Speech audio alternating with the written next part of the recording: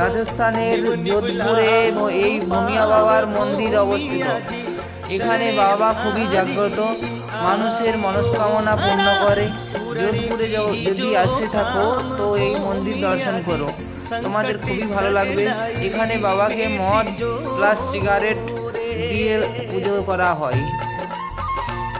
এই চ্যানেলে আরও নিত্য নতুন ভিডিও দেখার জন্য চ্যানেলকে সাবস্ক্রাইব, কমেন্ট, লাইক, শেয়ার করে দিও বন্ধুরা।